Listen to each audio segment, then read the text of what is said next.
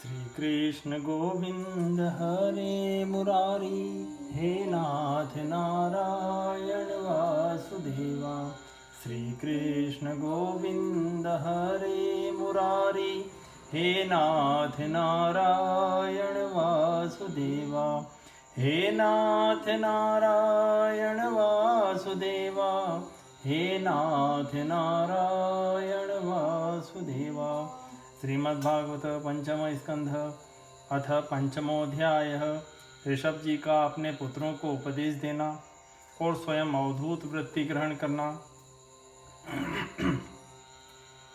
ऋषभ उवाच नायं देहो देहभाजां नृलोके कष्टान् कामानर्हते विडभुजां ये तपो दिव्यं पुत्रकायेन सत्वं शुद्धयेध्यस्माद् ब्रह्मसौख्यं त्वनन्तं महत्सेवां द्वारमाहुर्विमुक्ते स्तमोद्वारं योषितां सङ्गिसङ्गं महान्तस्ते समच्चित्तः प्रशान्ता विमन्वय सुहृद साधवो ये वा मयिषे कृतसौहृदार्था जनेषु देहं भरवार्तिकेषु ग्रहेषु जायात्मजरारातिमत्सु न प्रीतियुक्ता यावदता दर्थाश्च लोके नूनं प्रमत्तः कुरुते विकर्म यदीन्द्रियप्रीतय आपृणोति न साधु मन्ये यतात्मनोय मसन्नपि क्लेशद आसदेह। श्री ऋषभदेव जी ने कहा, पुत्रों, इस मृत्युलोक में यह मनुष्य शरीर दुखमय विषय भोग प्राप्त करने के लिए ही नहीं है। ये भोग तो विष्ठाभोजी सूकर कुकर आदि को भी मिलते ही हैं।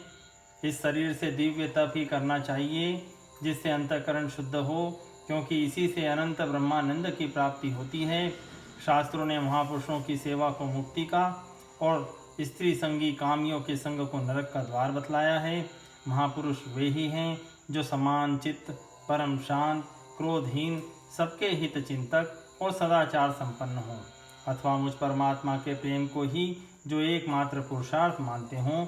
केवल विषयों की ही चर्चा करने वाले लोगों में तथा स्त्री, पुत्र और धन आदि सामग्रियों से संपन्न घरों में जिनकी अरुचि हो और जो लौकिक कार्यों में केवल शरीर निर्वाह के लिए ही प्रवृत्त होते हों, मनुष्य अवश्य प्रमाद कर्म कुकर्म करने लगता है। उसकी वह प्रवृत्ति इंद्रियों को तृप्त करने के लिए ही होती है। मैं इसे अच्छा नहीं समझता, क्योंकि इसी के कारण आत्मा को यह असत और दुखदायक शरीर प्राप्त होता है।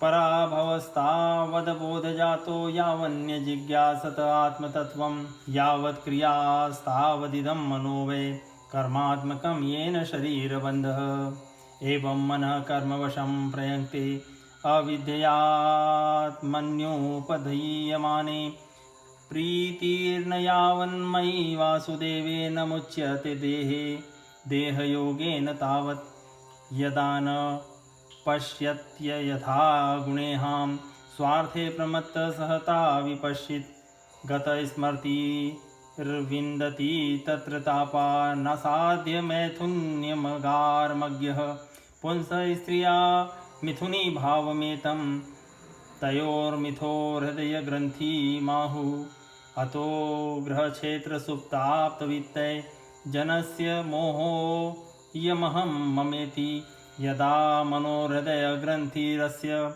कर्मानुबद्धो दृढ़ आश्लथेत तदा जनः परिवर्तते स्मान्मुक्तः परं यात्यतिहाय हेतुं हंसे गुरो मयि भक्त्यानुवृत्त्या वितृष्णया द्वन्द्वतितीक्षया च सर्वत्र जन्तोर्व्यसनावगत्या जिज्ञासया तपसेहा निवृत्त्या मत्कर्मथाया च नित्यं मद्देव संगाद गुणकीर्तनाम्ने निर्वैषाम्योपशमेन पुत्रा जिहासया देहगेहात्मबुद्धे। जब तक जीव को आत्मतत्व की जिज्ञासा नहीं होती, तभी तक अज्ञानवश देहादि द्वारा उसका स्वरूप छिपा रहता है। जब तक यह लौकिक वैदिक कर्मों में फंसा रहता है, तब तक मन में कर्म की वासनाएं भी बनी ही रहती है और इन्हीं से देह बंधन की प्राप्ति होती है। इस प्रकार अविद्या के द्वारा आत्मस्वरूप के ढक जाने से कर्म वासनाओं के वशीभूत हुआ चित्त मनुष्य को फिर कर्मों में ही प्रवृत्त करता है। अतः जब तक उसको मुझ वासुदेव में प्रीति नहीं होती तब तक वह देह बंधन से छूट नहीं सकता।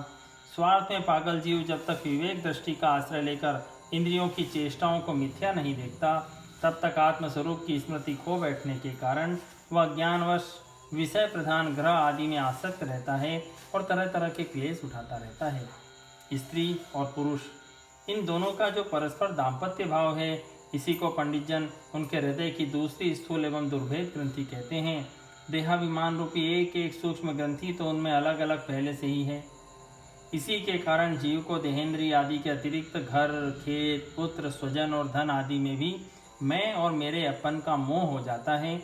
जिस समय कर्म वासनाओं के कारण पड़ी हुई इसकी यह दृढ़ हृदय ग्रंथि ढीली हो जाती है, उसी समय यह दाम्पत्य भाव से निवृत्त हो जाता है और संसार के हेतुभूत अहंकार को त्याग कर सब प्रकार के बंधनों से मुक्त हो परम पद प्राप्त कर लेता है। पुत्रों, संसार सागर से पार होने में कुशल तथा धैर्य, उद्यम एवं सत्व गुण विशिष्ट पुरुष को चाहिए कि सबके आत्मा और गुरु स्वरूप मुझ भगवान में भक्ति भाव रखने से, मेरे परायण रहने से, तृष्णा के त्याग से, सुख दुख आदि द्वंद्वों के सहने से जीव को सभी योनियों में दुख ही उठाना पड़ता है। इस विचार से, तत्व जिज्ञासा से, तप से, सकाम कर्म के त्याग से, मेरे ही लिए कर्म करने से, मेरी कथाओं का नित्य प्रति श्रवण करने से, मेरे भक्तों के संग और मेरे गुणों के कीर्तन से, वैर त्याग से, समता से, शांति से और अध्यात्म योगेन विविक्त सेवया प्राणेन्द्रियात्माभिजयेन सच्छद्रया ब्रह्मचर्येण शश्वत् असंप्रमादेन यमेन वाचां सर्वत्र मद्भाव विचक्षणेन ज्ञानेन विज्ञान विराजितेन योगेन धृत्युद्यम सत्वयुक्तो लिंगं व्यपोहेत कुशलोऽहमाख्यं कर्माशयं हृदय ग्रंथिबंध मविद्यया साधितमप्रमत्त अनेन योगेन यथोपदेशं सम्यगव्यपोह्यो परमेत योगात् पुत्राश्च शिष्याश्च नृपो गुरुर्वा मल्लोककामो मदनुग्रहार्थम् इत्थं विमन्युरनुशिष्यादन्तज्ञान न योजयेत् कर्मसु कर्ममूढान् कम योजयन्मनुजोऽर्थ लभेत निपातयन्नष्टदृशं हि गर्ते लोकः स्वयं श्रेयसी नष्टदृष्टि योऽर्थान् समीहेत निकाम कामः अन्यो न वैरः सुखलेश हेतो रनन्त दुःखं च न वेद मूढः कस्तं स्वयं तदभिज्ञो विपश्चित अविद्ययामन्तरे वर्तमानं दृष्ट्वा पुनस्तं सघृण कुबुद्धिं प्रयोजयेदुत्पथगं यथान्धम्।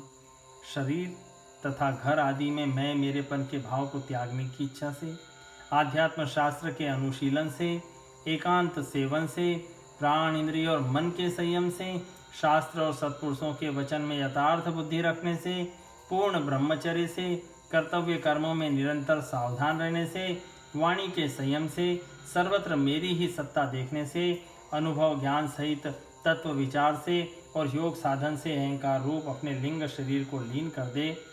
मनुष्य को चाहिए कि वह सावधान रहकर अविद्या से प्राप्त इस हृदय ग्रंथि रूप बंधन को शास्त्रोक्त रीति से इन साधनों के द्वारा भली भांति काट डाले, क्योंकि यही कर्म संस्कारों के रहने का स्थान है।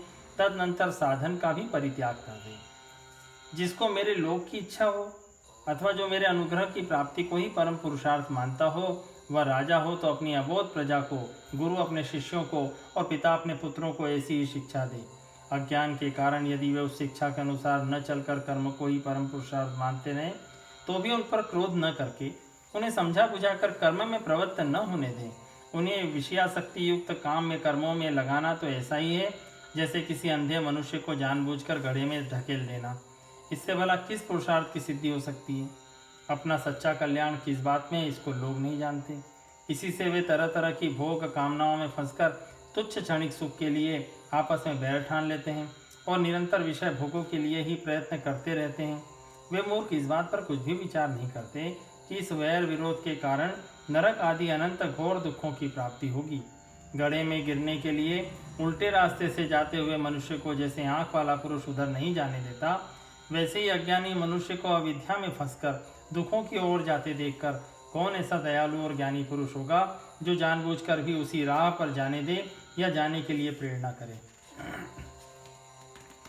गुरुर्न स स्यात् संजनो न स स्यात् पिता न स स्यात् जननी न सा स्यात् देवं न स्यान्न पतिश्च न स्यान्न मोचयेद् समुपेत मृत्युम् इदं शरीरं मम दुर्विभाव्यं सत्वं हि मे हृदयं यत्र धर्मः पृष्ठे कृतो मे यद्धर्माराधतो हि मां शभं प्राहुरार्या तस्माद् भवन्तो हृदयेन जाताः सर्वे महीयान् सममो सनाभम् अक्लिष्टबुद्ध्या भरतं भजध्वं शुश्रूषणं तद्भरणं प्रजानां भूतेषु वीरुदभ्य उदुत्तमाये सरीसृपास्तेषु सबोधनिष्ठा ततो मनुष्या प्रथमास्ततोऽपि गन्धर्वसिद्ध्या विबुधानुगाये देवासुरेभ्यो मधवत्प्रधाना दक्षादयो ब्रह्मसुतास्तु तेषां भवः परः सोऽथ विरिञ्च वीर्यः स मत्परोऽहं द्विजदेवदेवः न ब्राह्मणे स्तुलये भूतमन्यत् पश्यामि विप्रा किमतं परं तु यस्मिन्नभिप्रहुतं श्रद्धयाः मश्नामि कामं न तथाग्निहोत्रे। जो अपने प्रिय संबंधी को भगवत भक्ति का उपदेश देकर मृत्यु की फांसी से नहीं छुड़ाता, वह गुरु गुरु नहीं है, स्वजन स्वजन नहीं है, पिता पिता नहीं है, माता माता नहीं है, इष्टदेव इष्टदेव नहीं है और पति पति नहीं है। मेरे इस अवतार शरीर का रहस्य साधारण जनों के लिए बुद्धिगम्य नहीं है। शुद्ध सत्व ही मेरा हृदय है और उसी में धर्म की स्थिति है। मैंने अधर्म को अपने से बहुत दूर पीछे की ओर ढकेल दिया है। इसी से सत्पुरुष मुझे ऋषभ कहते हैं। तुम सब मेरे उस शुद्ध सत्व में हृदय से उत्पन्न हुए हो, इसलिए मत्सर छोड़कर अपने बड़े भाई भरत की सेवा करो। उसकी सेवा करना मेरी ही सेवा करना है और यही तुम्हारा प्रजापालन भी है। अन्य सब भूतों की अपेक्षा वृक्ष अत्यंत श्रेष्ठ है, उनसे चलने वाले जीव श्रेष्ठ हैं और उनमें भी कीटादि की अपेक्षा ज्ञान युक्त पशु आदि श्रेष्ठ हैं। पशुओं से मनुष्य, मनुष्यों से प्रमथगण, प्रमथों से गंधर्व, गंधर्वों से सिद्ध और सिद्धों से देवताओं के अनुयायी किन्नर आदि श्रेष्ठ हैं। उनसे असुर, असुरों से देवता, देवताओं से भी इंद्र श्रेष्ठ है। इंद्र से भी ब्रह्मा जी के पुत्र दक्षादि प्रजापति श्रेष्ठ है। ब्रह्मा जी के पुत्रों में रुद्र सबसे श्रेष्ठ हैं। वे ब्रह्मा जी से उत्पन्न हुए हैं, इसलिए ब्रह्मा जी उनसे श्रेष्ठ हैं। वे भी मुझसे उत्पन्न हैं और मेरी ही उपासना करते हैं, इसलिए मैं उनसे भी श्रेष्ठ हूँ। परंतु ब्राह्मण मुझसे भी श्रेष्ठ हैं, क्योंकि मैं उन्हें पूज्य मानता हूँ।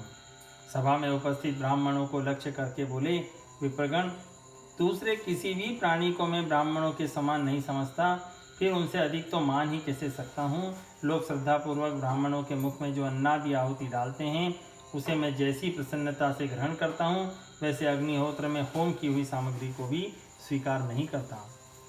धृता तनुरुषति में पुराणी ये नेह सत्वं परमं पवित्रं शमोदम सत्यमनुग्रहश्च तपस्तितिक्षानुभवश्च यत्र मत्तोऽप्यनन्तात् परतः परस्मात् स्वर्गापवर्गाधिपतेर्न किञ्चित् येषां किमु स्यादितरेण तेषां किञ्चनानां मयि भक्तिभाजां सर्वाणि मध्यिष्ण्यतया भवद्भिश्चराणि भूतानि सुता ध्रुवाणि सम्भावितव्यानि पदे पदे वो विवेकदृग् भीस्तदुर्हार्हणं मे मनोवचोद्रकर्णे हि तस्य साक्षात् कृतं मे परिबर्हणं हि विनापुमानयेन महाविमोहात् कृतान्तपाशान् विमोक्तुमीशेत। जिन्होंने इस लोक में अध्ययन आदि के द्वारा मेरी वेद रूपा अति सुंदर और पुरातन मूर्ति को धारण कर रखा है तथा जो परम पवित्र सत्वगुण श्रम दम सत्य दया तप तितिक्षा और ज्ञानादि 8 गुणों से संपन्न हैं, उन ब्राह्मणों से बढ़कर और कौन हो सकता है। मैं ब्रह्मादि से भी श्रेष्ठ और अनंत हूँ तथा स्वर्ग मोक्ष आदि देने का भी सामर्थ्य रखता हूँ, किंतु मेरे अकिंचन भक्त ऐसे निष्प्रह होते हैं कि वे मुझ में भी कभी कुछ नहीं चाहते, फिर राज्य आदि अन्य वस्तुओं की तो वे इच्छा ही कैसे कर सकते हैं। पुत्रों, तुम संपूर्ण चराचर भूतों को मेरा ही शरीर समझकर शुद्ध बुद्धि से पद पद पर उनकी सेवा करो, यही मेरी सच्ची पूजा है। मन वचन दृष्टि और अन्य इंद्रियों की चेष्टाओं का साक्षात फल मेरा इस प्रकार का पूजन ही है। इसके बिना मनुष्य अपने को महामोह में कालपास से छुड़ा नहीं सकता।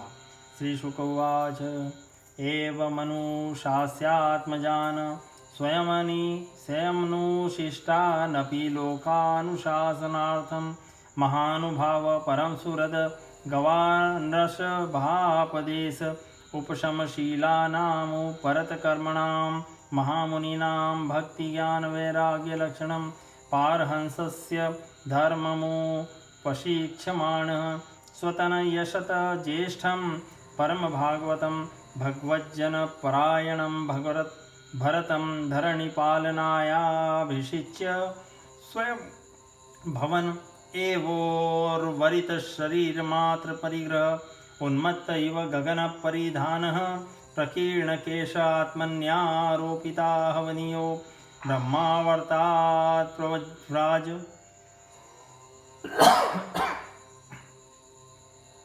श्री सुखदेव जी कहते हैं, राजन, ऋषभदेव जी के पुत्र यद्यपि स्वयं ही सब प्रकार सुशिक्षित थे, तो भी लोगों को शिक्षा देने के उद्देश्य से महाप्रभावशाली परम सुहृद भगवान ऋषभ ने उन्हें इस प्रकार उपदेश दिया। ऋषभदेव जी के 100 पुत्रों में भरत सबसे बड़े थे। वे भगवान के परम भक्त और परम भक्तों के परायण थे। ऋषभदेव जी ने पृथ्वी का पालन करने के लिए उन्हें राजगद्दी पर बैठा दिया और स्वयं उपशमशील निवृत्ति परायण महामुनियों के भक्ति ज्ञान और वैराग्य रूप परमहंसोचित धर्मों की शिक्षा देने के लिए बिल्कुल विरक्त हो गए। केवल शरीर मात्र का परिग्रह रखा और सब कुछ घर पर रहते ही छोड़ दिया। अब वे वस्त्रों का भी त्याग करके सर्वथा दिगंबर हो गए। उस समय उनके बाल बिखरे हुए थे, उन्मत्त का सा वेश था। इस स्थिति में वे आह्वनीय अग्निहोत्र की अग्नियों को अपने में ही लीन करके सन्यासी हो गए और ब्रह्मावर्त देश से बाहर निकल गए। जलांधमूक बधिर पिशाचोन्मादक वदवधूतवेशो विभाष्यमाणोऽपि जनानां गृहीतमोन् वृतस्तूष्णीं बभूव। तत्र तत्र पुरग्रामा करखेटवाट खर्वट विशि शिविरव्रज घोष सार्थ गिरिवनाश्रमादिष्वनु पथम वनीचरापसदः परिभूयमानो मक्षिकाभिरिव वन गरस्तर्जनताड नावमेहनष्ठी वनग्रावशकद्रज प्रक्षेपपूतिवात दुरुक्ते स्तदीगणन्येवास संस्थान एतस्मिन् देहोपलक्षणे सदपदेश उभयानुभव स्वरूपेण स्वमहिमावस्थानेना समारोपित अहं ममाभिमानत्वादविखण्डितं मनः पृथ्वीमेकचर परिबभ्राम अतिसुकुमार करचरणोरः स्थल विपुल बाह्य सगल वदनाध्य वयव विन्यासः प्रकृति सुंदर स्वभाव हास सुमुखो नव नलिन दलायमान शिशिर तारारुणायतनयन रुचिरः सदृश सुभग कपोल कर्ण कंठनासो विगोल स्मित वदन महोत्सवेन पुरवतिनानां मनसि कुसुमशरासनमुपदधानः परागव लंबमान कुटिल जटिल कपिशकेश भूरि भारो वधूत मलिन निज शरीरेण ग्रह ग्रहीत इवादृश्यत। वे सर्वथा मौन हो गए थे। कोई बात करना चाहता तो बोलते नहीं थे। जड़, अंधे, बहरे, गूंगे, पिशाच और पागलों की सी चेष्टा करते हुए वे अवधूत बने जहाँ तहाँ विचरने लगे। कभी नगरों और गांवों में चले जाते तो कभी खानों, किसानों की बस्तियों, बगीचों, पहाड़ी गांवों, सेना की छावनियों, गौशालाओं, अहिरों की बस्तियों, यात्रियों के टिकने के स्थान में रहते। कभी पहाड़ों, जंगलों और आश्रम आदि में विचरते। वे किसी भी रास्ते से निकलते तो जिस प्रकार वन में विचरने वाले हाथी को मक्खियाँ सताती है, उसी प्रकार मूर्ख और दुष्ट लोग उनके पीछे हो जाते और उन्हें तंग करते। कोई धमकी देते, कोई मारते, कोई पेशाब कर देते, कोई थूक देते, कोई ढेला मारते, कोई विष्ठा और धूल फेंकते, कोई अधोवायु छोड़ते और कोई खरी खोटी सुनाकर उनका तिरस्कार करते। किंतु वे इन सब बातों पर जरा भी ध्यान नहीं देते। इसका कारण यह था कि भ्रम से सत्य कहे जाने वाले इस मिथ्या शरीर में उनकी अहंता, ममता तनिक भी नहीं थी। वे कार्य कारण रूप संपूर्ण प्रपंच के साक्षी होकर अपने परमात्म स्वरूप में ही स्थित थे। इसलिए अखंड चित्तवृत्ति से अकेले ही पृथ्वी पर विचरते रहते थे। यद्यपि उनके हाथ, पैर, छाती, लंबी लंबी बाहें, कंधे, गले और मुख आदि अंगों की बनावट बड़ी ही सुकुमार थी, उनका स्वभाव से ही सुंदर मुख स्वाभाविक मधुर मुस्कान से और भी मनोहर जान पड़ता था। नेत्र नवीन कमल दल के समान बड़े ही सुहावने, विशाल एवं कुछ लाली लिए हुए थे। उनकी पुतलियां शीतल एवं संताप हारिणी थी। उन नेत्रों के कारण वे बड़े मनोहर जान पड़ते थे। कपोल, कान और नासिका छोटे बड़े न होकर समान एवं सुंदर थे तथा उनके अस्फुट हाथ से युक्त मनोहर मुखारविंद की शोभा को देखकर उन नारियों के चित्त में कामदेव का संचार हो जाता था। तथापि उनके मुख के आगे जो भूरे रंग की लंबी लंबी घुंघराली लटें लटकी रहती थी, उनके महान भार और अवधूतों के समान धूल दूसरी देह के कारण वे गेहग्रस्त मनुष्य के समान जान पड़ते थे।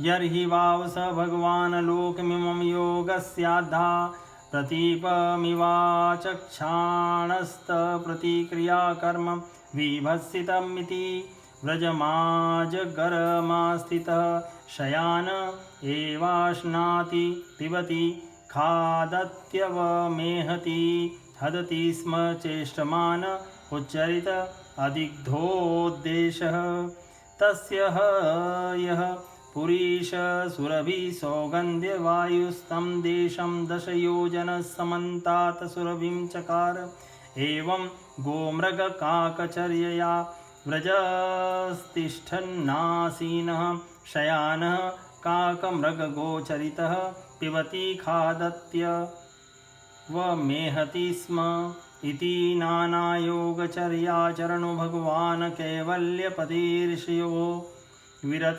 परममहानन्दानुभवात्मनि सर्वेषां भूतनामात्मभूते भगवती वासुदेव आत्मनो व्यवधानान्तरोदरभावेन सिद्धसमस्तार्थ परिपूर्णो योगेश्वर्याणि वैहाय समनोजवान्तधान् परकाय प्रवेशदूरग्रहणादीनि यद्रक्षयोपगतानि नाञ्जसा नृपहृदयेनाभ्यनन्दत।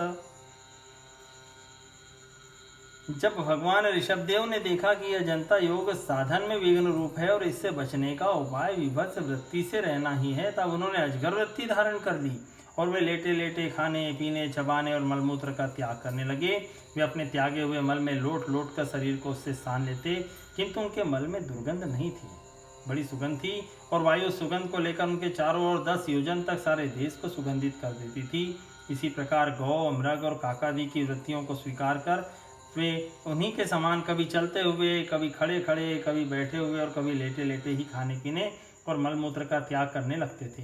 परीक्षित परमहंसों को त्याग के आदर्श की शिक्षा देने के लिए इस प्रकार मोक्षपति भगवान ऋषभदेव ने कई तरह की योगचर्याओं का आचरण किया। वे निरंतर सर्वश्रेष्ठ महान आनंद का अनुभव करते रहते थे।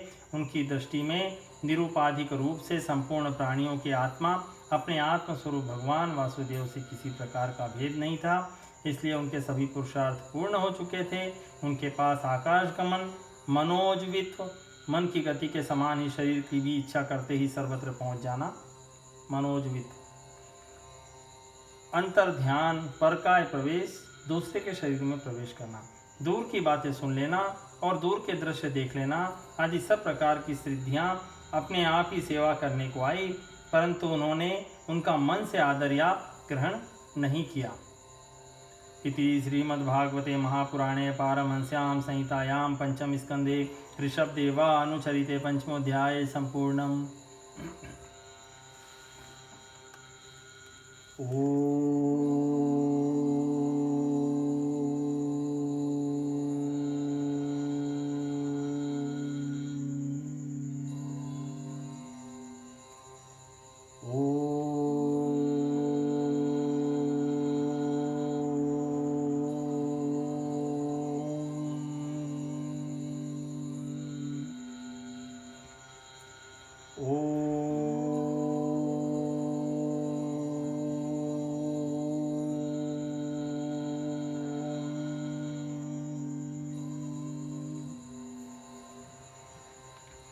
श्री कृष्ण गोविंद हरे मुरारी, हे नाथ नारायण वासुदेवा।